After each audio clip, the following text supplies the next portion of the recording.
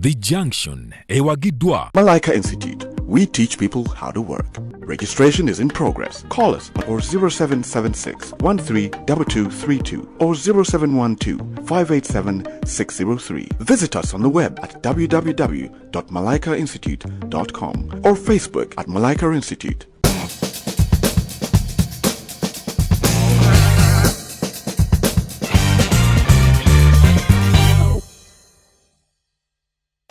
Good evening, tukwaniriza nnyo ku Junction ogambo kyeyo gy'oli gy'osinzidde okuba ng'okiraba. I hope you're doing well era nga buli kimu kitambulira bulungi nga kigendera bulungi. Auntie Sue, Makula and Pavi. Our topic of discussion olunaku olwaleero twebuuza, what are some of the pointers of a toxic relationship? It could be a relationship with a spouse, it could be a relationship with a friend, it could be a family relationship. How do you know that now this is toxic? Take it to our Facebook page and let us know. Sagala werabire Junction etusibwa kaba Malaika Institute. Malaika Institute is an institute eyeewaayo okubange creating irakadde osome ogenda okutuuka okuvaayo nga you are a job creator and not a job seeker. Bakubireko for more information ku 07716132232 oba 07558132232. Yes. What are some of the pointers of a toxic relationship? Mugamba mukyabe mkuchichi. This is a toxic relationship between me, Makula, and Auntie Sue. Temumfaako. We love you. Okay. We do love you, woman in red. So red is my favorite color, you guys. Even when I wear it, like even like that, there's a time I even thought about putting red curtains in my bedroom. You should. That's when I realized Chisu sees that. I'm always thinking red, like what red, what While we're red, I to maroon. I think they're okay for bed sheets and curtains with the light says zirichi. Warm, warm light. Give it a try. That's a go ahead. I'm gonna do a red bedroom. Then take a red lights. No. This warm light. Then I wear red lingerie and just come on like oliokolabo omukwano bwe gunyinyiitira bed sheets nga za maroon bw'oba tokoze that is it Egyptian cotton then do that satin silk ojjako obujulizi yalimanya kyalikuwa nino njagala mumanyi nti bye baŋŋamba nga kamera tekuliko bisukka wano bano abantu baba bantendeko ebintu mbono nga nebakwata kano kuteeke wano addayo nga talina kyalina kukola nga buli kimu kimanyi naye nga bwe tubimuyigiriza naye ate alina byatuyigiriza nga bya ddala kizibu nga bya .com naffe oluva wano sijja kulabira nali muntu ayagala nnyo ng'oggyeko ebilanjari ebyo bilanjari ebyo abamu twambala gundi gawuni waliwo buno obutete by'abafumbo bimanyi sibimanyi anti oyambala gawuni naye nga munda mulimu akantu weeyambalire gagoye bifaanagana byakumu kibuga obitebe ebyo byakazi abafumbo ebyo weetegera munda oba weeteze bannanga bakazi tukendezeeko kisusse anti kakati munnange munda oba weeteze okay nga kungulu oyambaliddeko gundi nawe nga munda weeteeseteese munda weetegeka byambala ebyo byonna byonna munda tossaamu kintu it's okay but not every day bebitete tuwumuzeemu tubikekereze tubimuzeemu ate even when you want to be decent like be decent in another way biriwo bwe bityo biri mu kibuga bingi kalinga katenji si katenji biva mu Tanzania waliwo ebiryo ebirungi bungi nnyo bijja mu buli kala abawala abato babyambadde abafumbo babyambadde abawala omanyi gundi babiyita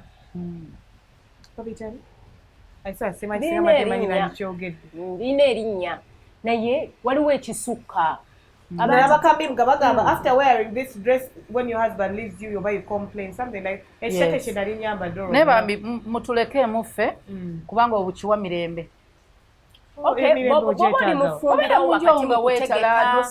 and then don't know your body shouldn't breathe if it over breathes like every part of your body just goes. Don't release it in that dress, man. It's not okay. Auntie, so how are you? I'm okay, thank you. How are you? Bali batya? Je bali balungi bakula bweru gwanga. Ata bali abasomere Taki. Nabo je bali bulungi. Mukama mulungi. Tugenda ba organizing irayo ka upkeep. What currency do they use?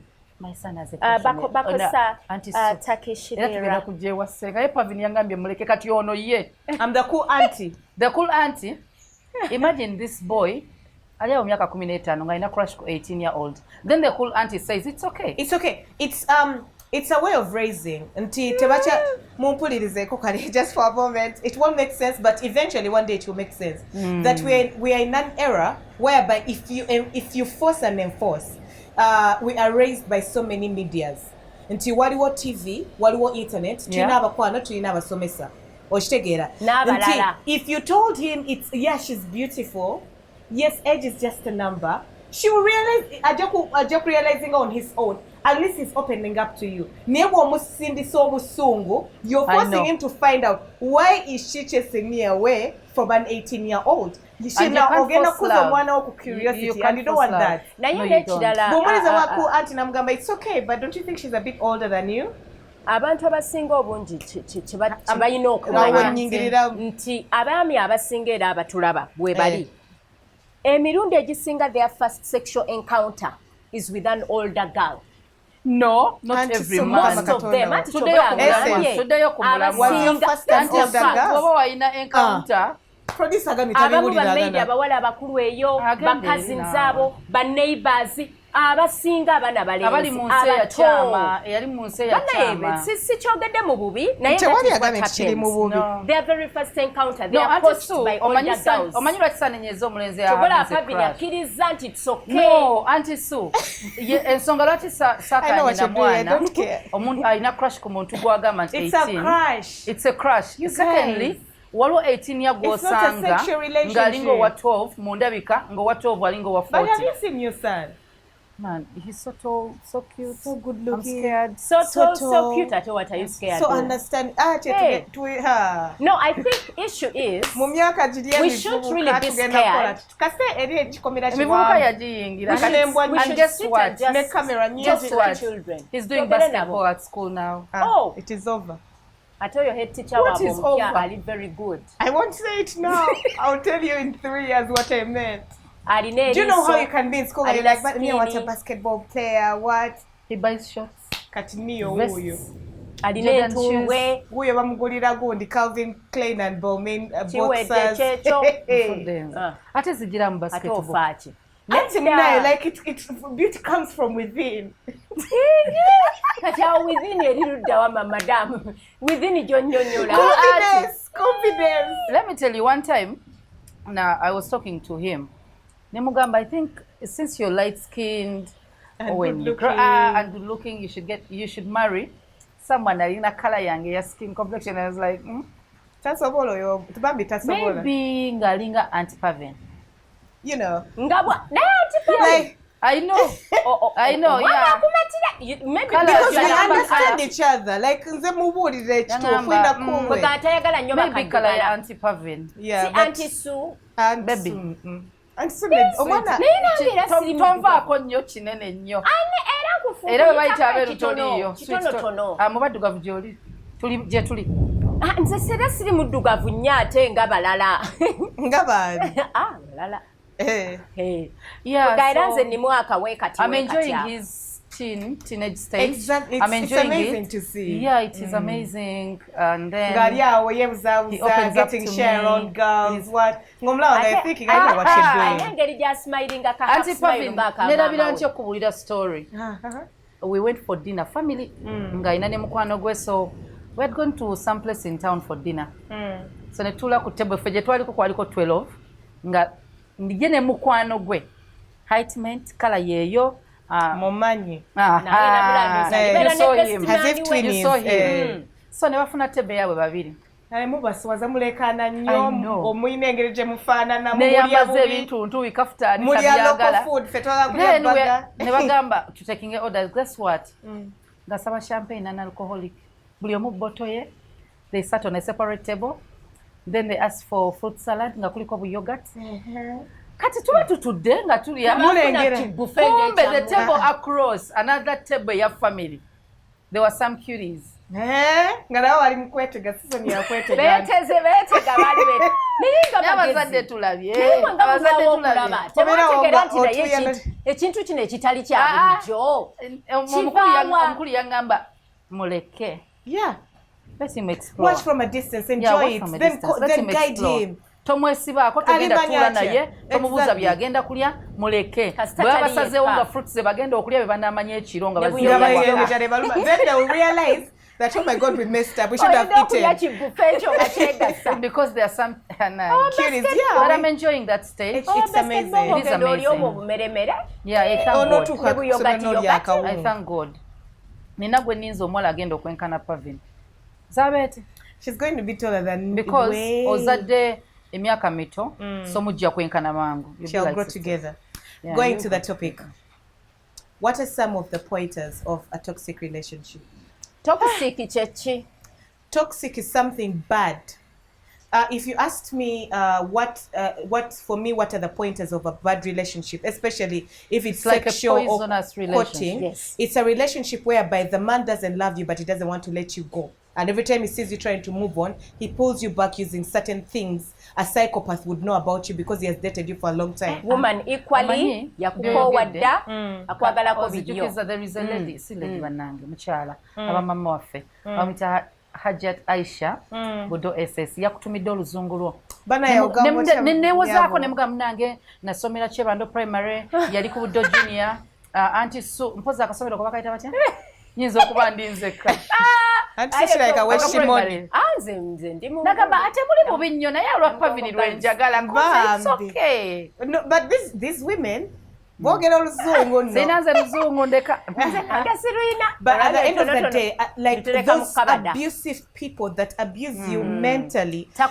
because akwagadde banga amanyi that if I buy for Susan noodles I'm going to confuse her for even a moment. If I tell this girl that very bad. Probably Pavin likes money, if I come with like ones of money, ajakusirika newemba mukubye, or if I buy her a car, like kwegamba omuntu na controlling ira mu situation MB Germany tojagala nawe tojagala but he has refused to let go. Abantu abamanyi omuntu wa controllinga yagamba togenda wano tokola woti tolya naono totambula nono eyo control jeri ne waliwo control emotionally ng'omuntu amanye n'elimento nga yakuyiga nakugoloza nakutegeera n'amanya weaknesses so but to shut you to put you down to make you stay to squeeze you in a position whereby you feel like you're not good enough you're not worthy to be loved by any other person but them nga ne bwaba kugulidde mmotoka naleta ebimuli nga ne bwaba akugulidde mmotoka atodde ku kingi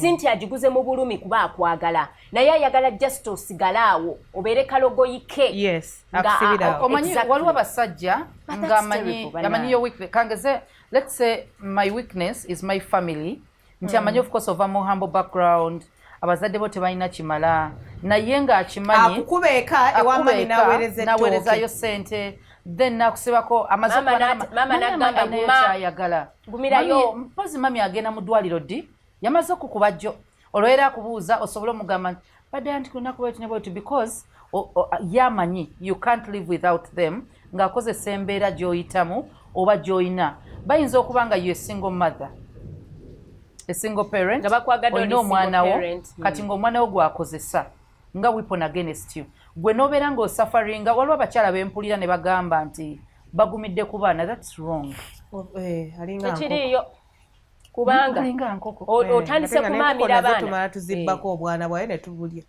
n'enkoko zenyini tuze abaana ne basigala bokka so omuntu oyo ng'akimanyi tolina gy'olaga because olinawo abaana I need men to understand that these women or even women to understand that these men they are treating anyhowly were surviving without them. Era ekiseera kijja kutuuka nti omuntu ono omukazi ono omusajja ono ojja muziba amaaso omutulugunya omuziba amaaso naye bw'alitegeera bw'ati ekigenda mu maaso bw'alisituka n'agenda talidda ate n'ekirala I want also people to understand nti ayinza okubeera ng'akulaga nga atategeera kigenda mu maaso kwe kwesanga nti agenda kuyira olwejje lw'amazzi oba agenda kusalako ebitundu by'ekyama oba agenda kukola ekintu ky'olifa teweerabidde. People may be docile and dormant and they may seem to be flowing along with your tricks. kumbe munda kikola kitokonta omuntu yenna bwonyigiriza ennyindo gireeta ki omusaayi kati while you do whatever it is you're doing just know abantu abo tebaba basiru it's just a matter of time for them to realize their independence they will be able to do whatever it is that it takes ate tagenda kuleka nga oyimiridde naawe ng'omu either ajja kuleka nga weeraliikirira olajja n'akomewo oba ayinza okuleka nga akutaddeko olubale waliwo kansoke ndeko okugera ku bakazi abasajja nga achievement yo efuuka threat gyali. That's a toxic wasoma okusinga ye maybe it's not toxic it is omusajja bw'aba nga acceptinga nga talina inferiority anyway for you Kati maybe it is okay. for you like because since here we come just to share our opinions and what we think of yes but I feel like you cannot celebrate who is threatened by someone most they claim men to are love if I achieve something and not it threatens me even with friends me. even family friends if family, you're threatened by my spouse. achievements that is a toxic relationship because auntie so I need to feel comfortable to come to you and celebrate they've promoted me ogame what ngoli excitement ndeke kubanga I'm walking on eggshells nga wena mugamba simanya agenda ku reacting atya bila bagamba nti omuntu waba single nga mukwano go tomugamba nti wafunye boyfriend that's toxic it means you're in a bad relationship tomugamba nti wafunye boyfriend nga ate yetanafuna to one extent ne bw'aba alina n'omugamba nti yafunye boyfriend bw'adalina era agenda kunyiiga agenda kwatibwa ensaalwa. Those are toxic relationships. Those are very toxic. Yeah. Yes. Ate ekirala abantu let people not be so blind to some of those red flags. Kubanga emirundi egisinga omuntu ayinza n'okusanyuka nagati bannange congratulations naye nga munda mu ye tagenda kwagaliza. Bw'oba tokitegedde omunoonyerezeeko kakati naye kijja n'okkiriza mangu ebintuntu bw'ebityo. Kubanga omuntu ayinza okuba bambi nga genuinely akusanyukiddeko. One time nina omuntu gwe mumanyi nti oyina omuntu gwoba omanyi nti omumanyi so namusanga time when nali celebratingira nali simanyi kyayitamu so kati bwe namugamba ku kintu kye nali ngenza okukola she was happy nakiraba because nali mumanyi naye yalina moment ng'alina byayitamu ng'essaawa eyo yali tali mu position to celebrate with me nangamba I'm so sorry mpulira siri mu moods so nande nemuleka then ngendo okumanya nti abadde alina byayitamu so there are people you know nti Pavin era tali embera that is my person ne waliwo oligolaba era nga celebrating naye ebigambo nga waliwo akabulamu noga bannange Pavin benze eyo onoogisobola waliwo be bagamba tukola entondo ojja kuloga tokola entondo benze onoogisobola nze ndaba kale benze simbi abeera agikugamba emirundi egisinga aitha tavugangako oba alina emmotoka ngeri awo bambi ntonotono nga yamagwana n'obwoba tolina but why would you ask a question like that mbona ogisobola we yasobolera kali akabokisi ke n'akavuga n'akogoloza yakayigirako kitegeeza yafuna enough training yafuna enough training okuvuga benzi n'agisobola kitwala ki okitegeera but then at the end of the day I like what you have said like omuntu abeera threatened by your success those are very very toxic people like if I came to you nekugamba nga omuntu kubanga ate oyinza okulowooza nti abantu abalina tebabeera threatened by people's success no ayinza okuba nga family member nojja n'omugamba mbu tebanaye nafunye internship probably ku social media n'omulaba nga anyumirwa nnyo okumusabiriza so now they feel like they're going to lose power over you exactly power is it your personality or character or just a bad they're heart? Just toxic people. You don't wish well for others you want to be the only giant in the family buli omu oyagala atambulire wansiiwo neera n'ogenda okulaba nga abantu tebagamba bintu byabwe babikola babikukusa like babikuyisaako under the rug because they are worried if I come and tell you you already have so much you already have the world but even the small achievements because you enjoy abantu okusaba you enjoy people bowing down for you you feel like every small achievement it's going to take that away and that cuts across to even husbands and wives sometimes nolaba omwami wo nga atandise ogenda mu gym n'omugamba ye kati gwe okolera kikabode sibaya bakukwanye wegatteko yambala obupijama naawe genda mu gym nofuna promotion ku mulimu omusajja nalowooza nti boss you must have slept with him that's the industry but why would you say such words to your wife I think that you're living in the perfect that's having world. a really such a very it's negative toxic, attitude. Yes, it's a very, very bad you're situation. Trying to patronize her. You're trying to block her success. You're not being a lovable. You're not being a loving person. You're reducing the potential. Opportunity esobola okwongerako omwami we n'agaano gimulaga ng'atya nti ajja kundekawo singa afuna ezo ssente. Nze nina omuntu gwe mmanyi. So omuntu bw'oba mu relationship n'omuntu atakwagaliza it's toxic. Yali ayina bosi we omupya gwanyumya naye. Era n'agamba n'ogamba munnange bosi mbadde nsaba omwami wange omufunire omulimu talina mulimu. Yali alina omulimu gwe yali alina nga mulungi nnyo era twagusabira ne tugufuna. Naye nga takyatufaako. Nga takyanfaako ng'akwataganye n'abantu abalala bangi nga nawakati akyaleeta ssente. N'ensaba nnyo omulimu ogwo guggwewo. Era ne guggwawo yakera bukezi bw'ati nga tewali alina kyamukoze. Na resigninga naye kati bosi nkwegayidde bambi omufunire omulimu twetaaga omulimu. Kati omukazi ng'oyo she's so dumb. Because the thing is, if your husband is not working, it you're means also not eating. Exactly. Ogena kuno naye kati ndisiza family enko yefiza bana zenzi sasula all the they way. Never think ahead. For boyfriends and girlfriends. And I was like, what? Waliwo bana abawala n'omwagala kati ngenda kugereza si kirungi okwegaana olubuto era si kirungi obutalulabirira. Naye nina emyaka gye ntunuulira abalenzi abato ng'omuwala advice yange eri nti omulenzi alabika okuba atidde responsibility. But the way you're going to handle the situation, yegenda okumuzza oba omugoba. Kati n'osanga omuwala mu bwongo bwe obunafu, n'agenda ku mulimu gwa essence, n'agamba yanfunisa olubuto nze takola kiki osuubira boosi okukola? Agenda mugoba. Ati boosi bw'amugoba omanye ekibaawo. Eyandibadde akuyamba aba takyasobola kuyamba. Oba oliawo twandifunye ba counselors ne batuuza wansi omwami oyo. Then we later on reconcile. Yes, exactly. And we find a balance. But we find a balance. Kubanga abaana abamu abavubuka batya obuvunaanyizibwa. Yes, obadde tali ready yegase kikyamu kye yakoze naye abaana abawala mumanye nti you are part of the game. You know even before we go into the whole situation of alirubuto anonyeza wajja obuyambi, let's go back to the beginning. A man who loves you is going to respect you and your body because it's God's vessel. You know, there are certain things like okukozesa emirimu nga he hasn't put a ring on it. It's madness. That's toxic. Mwekolere emirimu gyammwe naye temujjanga mutukaabirira. Those are pointers. Omanyi omusajja okukaddiya engalo nga tusibbaawo. N'amaana atandika okugamba ina wakaddiwa engalo ofaanana bulalo empete neekunyumira ggwe. Naye he's the problem. Engoye gw'oli muzoza. All the sex positions ozimazeeyo at a very tender age. Ogenda kutuuka nga your whole private parts lost all their sensitivity. You don't function, you don't work. And elasticity. Anti bakusabudde naye nga nakusabula ate sigagenda he doesn't marry you. You get some of these are pointers. We tend to ignore them, but a man is using you Monday to Monday. Okay, if you enjoy my body that much, why don't you make it official already? Like why are you doing it Monday to Monday, year 1, year 2, year 3, and you guys. And one thing that most of the men, or probably even women, girlfriends, boyfriends, take so much for granted.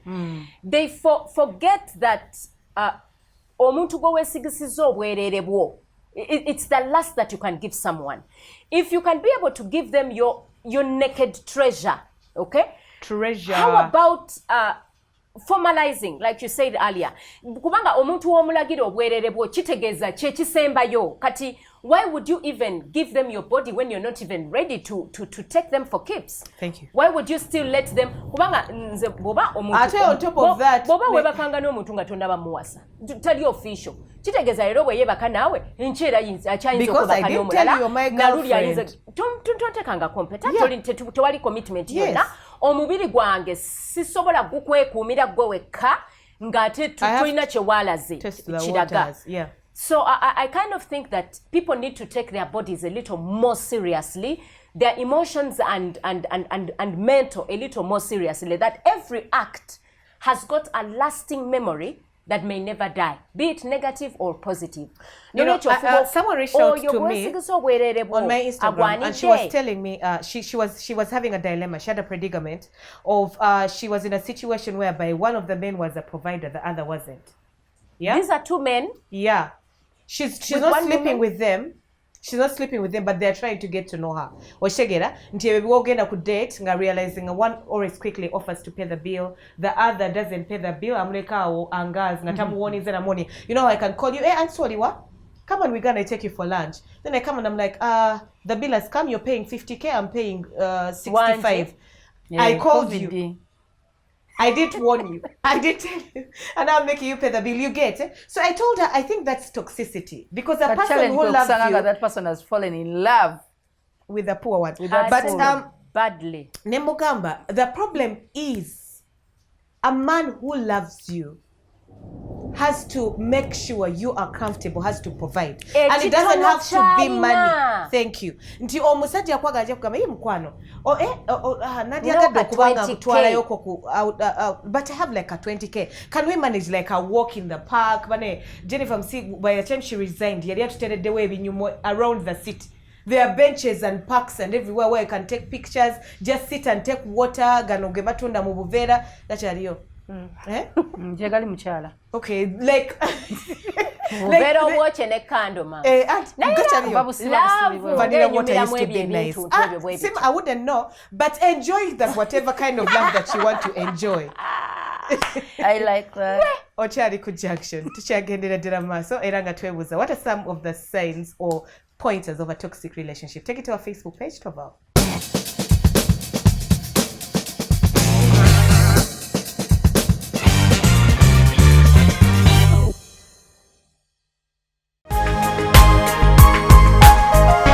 Soul Television, Femunyo.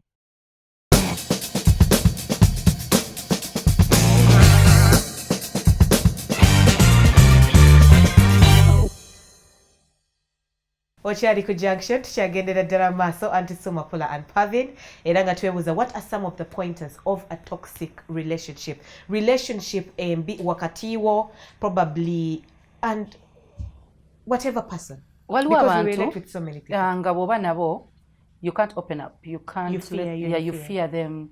You fear telling them how you're feeling, how you feel. Jesus Christ. Waliwo abantu nga they can hold on to a grudge. Kati kangereze. Omwami wo oba mukyala wo bw'obanga oyina ekintu kye wakoze ng'okimanyi tekijja musanyusa. Omanyi kyangu nnyo mugamba nga mweyagala. No, honey, I'm so sorry I did this. I'm going to disagree with you, Makula. Because let me tell you. Not twice. Waliwo mistake esobola okukolebwa. Ng'omuntu akimanyi, this is your favorite shirt. N'agyokya. Bwe ngyokya n'enzija ne nkwetondera. N'okisigalako kwegamba ne bwe nkola y'ensobi endala bw'onsanga ngenda golola n'okizaako. You hold on to things obuntu ebimu ebyekisimu. You never let go. Bu grudges bw'oba n'abantu. You keep grudges. Buli kimu you hold on to grudges. Abeera yakuteeka ku level y'akasaati ke yagula obuguzi obusente. Wali abantu. Not even that. Like your point jarese njagadde. You hold on to grudges. There are people who hold on to grudges like the Montagues and the Capulets. You know where they come from? That's Romeo and Juliet. Nti family ya balina obuchawo. Ne bukaringa on to the next generation. On to the next. No mpalana nti su olwokuba abempeewo nabo lugave weddira ki? Naluoga. Naluoga weddira ki? Ani amanyi. Ati su tubuulire kye weddira. Wali walugave. Netsira mamba. No mpalana olwokuba abempeewo n'abemmamba tebawangula masaza. Ochitegera. No jails. No, I'm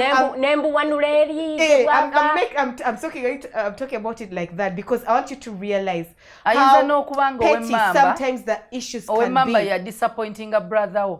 That it could be a family. It could be a family misunderstanding of Jaja waffe yagala nnyo muwala we Makula nasosola Pavin na kati n'abaana be ne bajanga beewala like ne musitula grudges as tayamba. That's toxic. If you can cut them off, you know they say family are people we are born with. We don't choose them. But you probably realized in 2022 that it's okay to protect your inner peace, your mental health. You can choose. Over the ozone layer. Like these days of song waba to body ticked off just like that. Our mental health like is just always tipped and disturbed. So whatever disturbs you, if you're looking for peace, kindly, peacefully cut off that person. Don't be angry with them. Don't abuse them. Do not wish them well. But from afar, it's okay. And so when banga budi wondaba nzenga Pavin kunyiza. How about you avoid me? No, but you know what? I know Pavin is always at salt from this time to this time. I won't be there. Need be. But because you know every time we cross paths. Never abantu bakunyiza. Yes, oyinza obutadda mukolagana nabo. Ne lekera ukyogera. Stop holding the grudge. Stop holding a grudge. Let go. People like those, because now we're all munyiza bagenda okukola. They are shortening their lives, because how much memory do you have that can keep all that negative record? Those are toxic people. You see? Kubanga omuntu ono definitely agenda keeping on nga hurting abantu abalala because they are already negative within their minds. But they say packages and packages of negativity, so definitely they will put off negative behavior. Okitegera? So buterevu kati omuntu bwatyo agenda kubeera nga buli kaseera hatinga abantu abalala. Kubanga kati oyo omuntu n'okufa abajja kufa mangu. Kubanga omuntu, a person who never lets go, a person who is not forgiving, it means you don't have peace in you. I mean, you don't deserve any happiness, or it just doesn't work. Essanyu na buli kimu kye twagala mu bulamu. It begins, it starts with us and the people around us.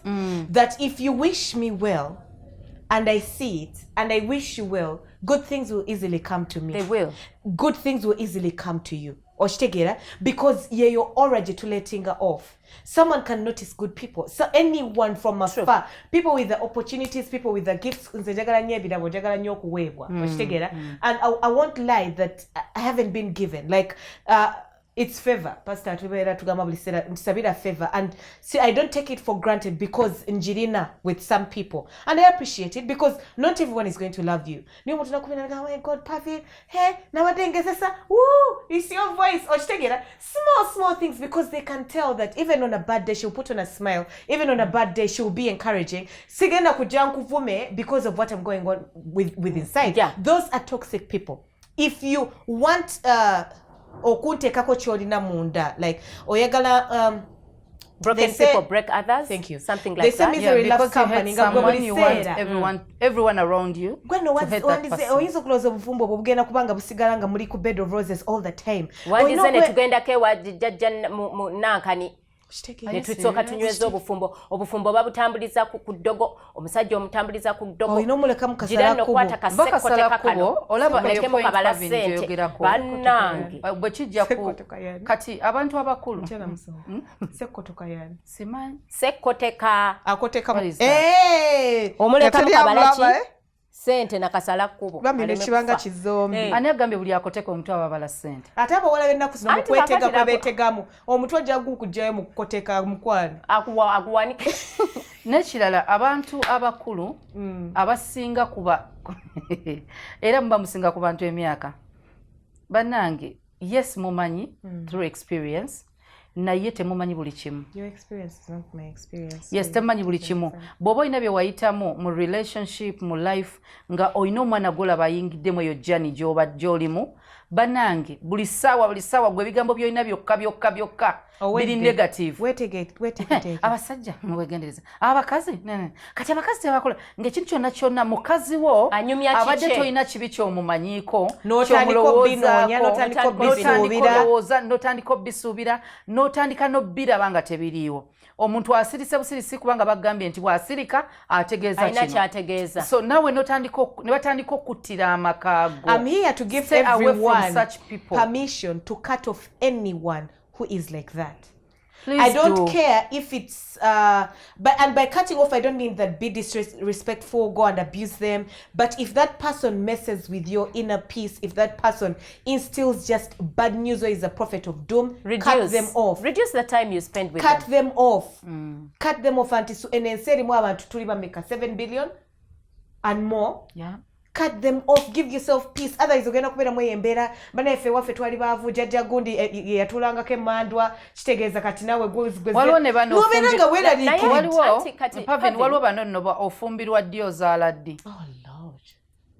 No one wishes you well is going to torment you with a question that they know that you wanted to solve. Bannange ng'oluddewo olinayo bakwaneeyo. banange teri banno bonna emyaka gyo mwasoma nabo bonna babafumbiddwa babawasizza kyekigenda mu maaso tolinayo eyo bewasomanga nabo obumanyi obugamba nti anti munnange gyebali biwulira banange omusajja tukufunire akubuze tukufunire bannange tukugatteko munnaana azaala bannange oli kukiye kiki tukole tutya tukuyiyize amagezi. People need to be very sensitive. No one will love you. Auntie, so if you ask me the first time, are we okay? I understand. But if you see that my reaction then wasn't happy, or I told you something that you know, Auntie kati that thing is otandika n'okutya okugendayo kubanga buli lwe bakulaba oba buli lwe ogamba nti ogenda gendayo permission just don't go there. But also the thing is Pavin abantu bano bayinza okubeera bantu bo. There's no way you're going to bury your father, there's no way you're going to bury your mother. Naye ndowooza nti osobola okunnyonnyola because there can be a toxic relationship nga kitaawo nga maama wo. Yeah. So for me, I think you need to understand them and explain to them. Eranga mama mami nchikolako. Eranga otyose mu myaka egitegeera that now daddy or mommy is being toxic. And now you realize that daddy or mommy are being toxic. Have a conversation with them. This is your parent. A humble one. Tell them that mommy, but you know they want to get married. Beba mmwe. Waliwo bazadde nga tosobola tula naye mbo mami njagala fumbira naye musajja simulaba. Avoid your parents. Just send mobile money. Really kanawe. Avoid them. Anti so wali abazadde fa abafa mutuze mugambe. Omanya abazadde batusindika mu wrong relationships. True. Auntie, you can't really avoid. Why era ne kusimu? Okay, not from relationship. You get into a relationship with the wrong person because of your parents. Me, what I would think is you would know how best to handle them, okay? You are way above them in levels of understanding. You're way above them in what is going on in your life. Brought it up. Because you can't let me avoid talk to the them. parents. Not that easily.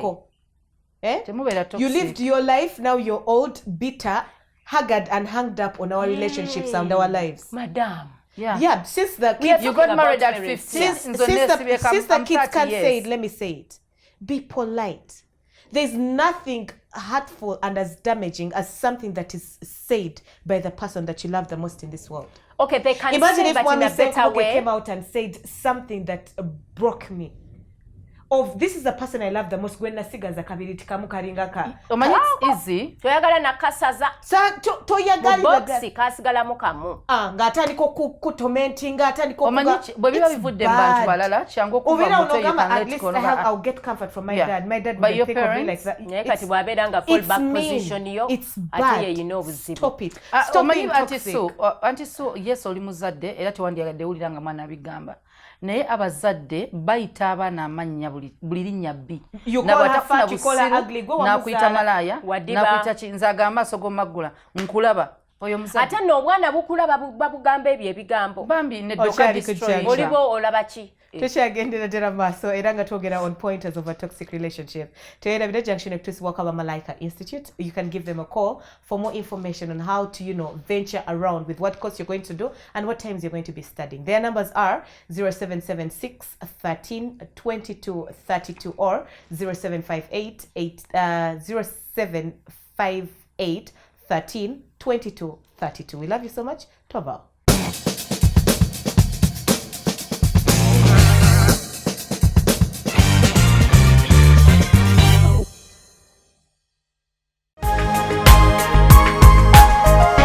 Soul Television, Femunyo.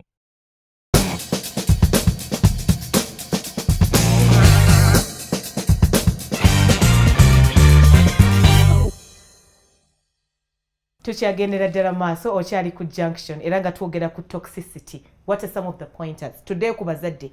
Because abazadde parents are toxic in ways they don't understand. Sometimes it's out of concern. Ng'okimanyi omwana we yakafuna omulimu baakamukuza n'oba nga buli kiseera omubeeba ssente oba gwe wafumbira mu family nga gaba netuweerezeyoko kasente oba gwe omulimu guli bwe guti bana netuweerezeyo kasente n'omunyigiriza n'omupatronizing n'omugyamu omusayi gwonna ate tasobola gana because gwe muzadde anti mwatugambye mwe bakatonda b'oku nsi. I kind of think that you can explain. Any parent is expected to be understanding.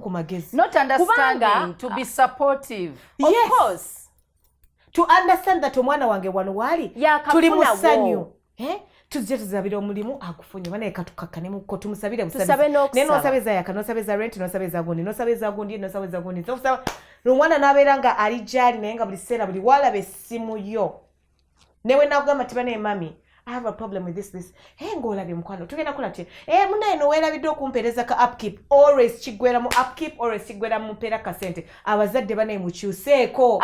Mulekera osabiriza abaana bamwe bye mutakolerera. Naye ate Pavin, on the other hand though, eri ate abaana abeerabiririra ddala abazadde. Nakambye abaana abeerabirira. Ngambye abaana abazadde abasabiriza ennyo betuliko. Kati bw'aba taasabe ggwe muwala we agenda asabe ku Auntie Sue, Auntie Sue, if I get a job at Salt, and I thank God, like even during COVID times, we were paid well. And it was enough. Auntie, hold up. It's enough for me to say, ntikakati infuna sija kwogera musala. Mitwalo nga 3 katugambe kale. Asigamba gwe. Bukadde buna mama tutandikirawo kakati nengamba tibampadde obukadde nga buna nengamba tikati omanyi ujajja ow'egindi kamuweerezeko emitwalo ki 5 nga naawe okimanyi akase gwenga ogaba nnyingi example sisobola nzolozona kaca mu kibuga nogamba titete ow'egundi kamuweeko sente bweziti nono weno muweeko bweziti nobayo oli agenda okugattirizaako anti munange ne rent baatugoba babadde batubanja emyezi 3 ogusooka n'omuwa Nunga omanyi jajja tutetenkanye zino oba mami oba ddali let's manage this then nakifuula ekya buli kaseera nti lwoba tumuwadde akolima n'atetegeera nti naawe obeerako ne responsibilities endala obeerako n'ebirala by'oyitamu obeerako n'abalala b'olina okuwa naawe olina okwerabirira ng'omuntu. There is a time Makula here said something that I loved so much. He said that if the firewood is done you can't burn yourself to keep others warm. Tugenda kwekozesa nga luti mu gundi bajita bateje mukubira enku mu kyoto sajja yanteka mu kyalonze. You cannot do that. You can't pour from an empty cup. And if you think that your kids ababana abazadde mutukuza even when we are no longer in your homes. But you're happy there though. Where? Mukumanku. Ndoyo obadde okyanyonyola abazadde swiri. Okay. Mbadde mpuliriza. Abazadde, you have a great impact on us, even when we're not in your homes. Even when you're there dead. are things I can't do because my father is who he is. It's like I have to uplift his name. I have to keep the standard. Oshegera nti osanga nolaba mwantu nga mubbi mu government, say yawano local government. Naye nga obubbi mwaba wakamwe mu musindiikiriza obubbi. Eyawano. Nga bakusabiriza buli kimu n'ogamba kakati kankwate mu upkeep w'oku mulimu kuba sikyalina kyakola omululu mungi ewaka. Kevin is right. Kyemmanyi omuzadde like the Bible says leaves an inheritance for his children's children. Bw'oba tewakikola nga tewakikola essaawa zino era omwana Katonda amugamba obutakwerabira nodda agenda tuukiriza obuvunaanyizibwa bwe. Obuvunaanyizibwa ajja butuukiriza okukulabirira. Ndeke kugulira kaleega naye leka akugulire akulabirire. Anti tutunulire abaana baffe bano betuyita abalenzi. Abaana abatabani baffe balina obuvunaanyizibwa obw'okuwasa bazaale nabo abaana baabwe baleke bayisa mu mbeera gye wabayisaamu. Omwana yenna oyinza okuba tewabakuba oba embeera embi naye buli mwana ayagala akolerere abaana be buli mulenzi aleke kuba kyayitamu abaana be bakiyitamu. Kati omuzadde bw'oyagala omilking this side abazzukulu bo bagenda kubonaabona nga abatabani bwe babonaabona, which is not okay. So family eno mutabani we muleka azimbe family then akulabirire nakyo tukikkiriza naye obuvunaanyizibwa bwe ye family ye. Ne bamaama bamaama baffe tubaagala nnyo tukimanyi omusajja alina kubanga alabirira sayidi ya mukazi naye still bba wange taba bbaawo. Kituufu. Taate teyajja kumala bizibu. Taata wange bw'aba yalemererwa okuzimbira n'okukulabirira omwami wange talina kulemererwa kunzimbira na kundabirira nze mukyala we. Atazimbire gwe maama. Tujja toolako era abaana abalenzi abatulaba kwata ssente zimbira famire yo. Maama wo bw'aba talina nju ng'ali mu muzigo kyangu omujja mu muzigo n'omuleeta ewuwo ng'akaddiye. Naye bw'osooka n'ozimbira maama wo famire yo bw'efuna ebuzibu tolina bw'okwata mukazi wo n'abaana bo batwala mu nju gye wazimbira nnyoko. Your responsibility is your wife and your children. Tebayinza kugamba nti jajja waffe yat failing. They are going to say our dad failed us. So bamama ne batata tubagala era tujja balabirira. Naye bw'oba oyagaliza bazzukulu bo abaana bano baleke bezimbe bakuwe. Anti Supervin mutuufu waliwo omuzadde nga yakubye abaana bo obwavu. Anti kati omuzadde abayitiriza ate bwe mba nkulabirira baganda bange si buvunaanyizibwa bwange. Kati munnange Pavini ate munnange omusajja lwaki baganda wo tebafunira mirimu mu factory kale ate abazadde bazibu batuleetera ebizibu. Omanya omuzadde wagamba kati imagine ndi ku salt kale omulimu gwonna gw'oba omuwa ajja kirininga eyabere kirina bakutandikeko maama muko fe basiimuuza yagambye bawo omulimu oguliyo. It's very bad. That's very toxic. Abazadde tugenda bakola mu bad tundowooza one day. Abazadde it's a very, very bad. Like we grow up with you people, like we love you and we adore you because buli muntu ngo omuzadde yamuyisa bulungi ne bwabanga yakuyisa bubi n'okola n'omanya tewandyagadde jjajja mazadde okubanga gwe bageya ku kyalo okitegera you do what you can but just because nkoze kyensobola tekitegeeza nti gwe biviireko ddala nkwetike ng'omusaala. Ekiragiro kino ekyokuna ekya honor your father and mother kyekyoka ekiriko promise ennaku zo zibeere nnyingi buwangaazi ennaku zo zibeere ennungi bugatta.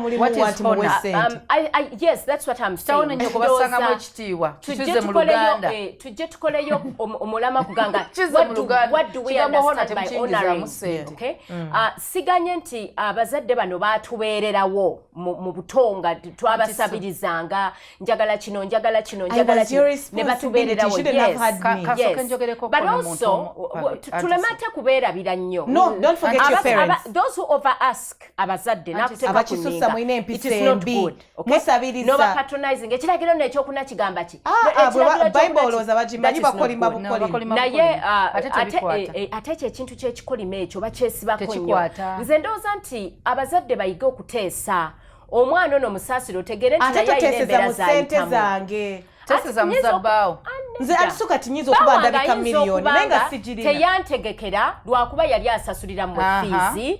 Kati mbadde nsaba tubeere considerate ng'abaana. Whose responsibility is it to pay school fees? Anti so tetuganye baana kulabirira bazadde baabwe. It's okay. But the bazadde should not overdo it. Do not drain yourself. Tewetunda lwa muzadde. N'abaana should not overforget their parents. Do not forget your parents. Do not forget your parents. Labirira abazadde bo mu buli ngeri yonna gy'osobola. Okitegeera? Tosuza famire yo gye tuyita omwana wo ne mukyala wo njala. Kubanga kitawo yasuze enjala yamanyi yeye gachite yakola. Temukisussa abazadde. Temukisussa. Abaana batutumye tubagambe. Kubanga it's not right. Kale nze sikiganye era tebajja kisussa abazadde bakiwulidde. Mama mutelewe nnimiro. It's a very bad trait. Mu abaana lwaki olinda n'okulinda omuzadde akusabe.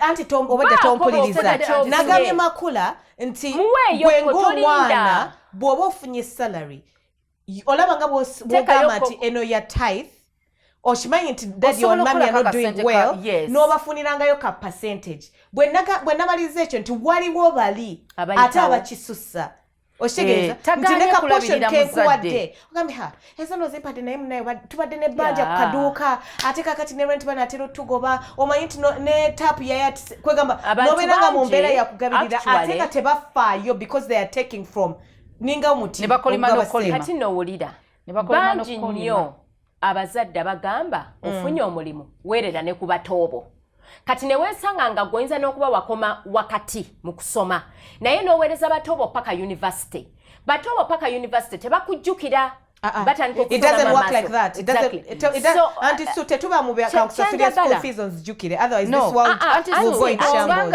It is important. Do it. And achikuwa at least bajukira abana. There has to be that family team. No, Auntie Sue. Tetugamba abana tebalabira bazadde. Bw'aba Katonda akuwadde labirira family labirira baganda bo batwale basome naye nga si family yo kwe kubonabona lwakuba olabirira bali. And hold up awo wenyini woli your family first techifuuse nti kati buvunaanyizibwa bwange siye mukulu w'ekika ndimukuyambako ng'omwana bali baganda bange mbagala nnyo sisobola balekerera so bwe zibuze obeza omu obeza ttamu emu tokolima kitegeeza ki abange bwe basomera mu ssomero eriri modern tekitegeeza nti n'ababo bakugulusobaleete kubanga mba sijja kusobola kasinga ffenna tuli ttaki wanene bannange kale abaana temukisussa obulamu waliwo bwolabanga omuzaddewo kangereza waliwo abazadde abatazimba abazadde abateevuga abazadde tebalina kye baakola kubanga buli kimu kye baalina bali balina kikuteekamu obeere with a good future omwana naawe kikkakatako si kuba sasula because tolisasula muzaddewo no baweeko life eri gye baasubwa katonda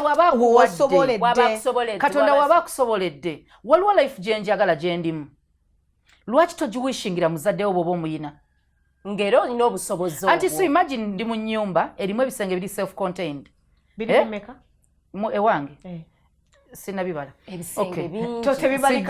sijja mbamanyi ogeza so kati imagine ebisenge mugezemwesalinako obuzibu nabakyawa so imagine oyina ebisenge biri self contained weetooloola mulinamu bathtub sinamu bathtub olinamu bathtub ngambye sirinazine zijjala kano nezikufukirira ani mulema maama ani aliko obulemu kumikokufukirire no wansi otula etobuuka nebuguma nojja n'otuula bw'omala okukola number 1 oba number 2 warm water nekulongoosa tunadde ewaffe sikudda wammwe kwonooneka teriyo ziri wali mu maduuka we bazitunda so imagine ng'osula mu nnyumba ono omukyala gyasulamu wali enaggulu kati ennyumba eri self contained erimu buli kimu wafunira ekyo ekyapa enaggulu yoso toxic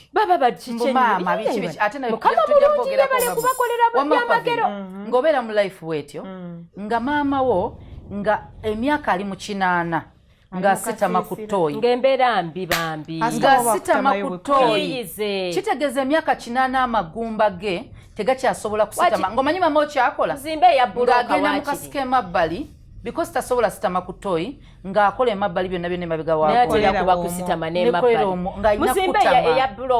si kuzimba bw'oba olina ennyumba nga ogamba nti erimu ettooyi ey'omu nju ne maama wo mu kasiisiro osobola okukikola kubanga mu kyalo ennaku zino munange obusiisira bwe buliko etoyi y'omu nju tegaana kyalo tegaana kitundu etoyi ya flash tegaana kitundu eyinza okubanga si ya flash naye nga kitoyi kino kitoilet seat okitadde waliwo nawe bye tukusuubira kiri bwe kiti tukusuubiramu okubanga omuzadde omuwobulamu bw'olina kale bw'oba tosobola zimbayo muleeta abeere naawe obadde ku junction tubaagala nnyo ku munye tovaako until next time bye bye.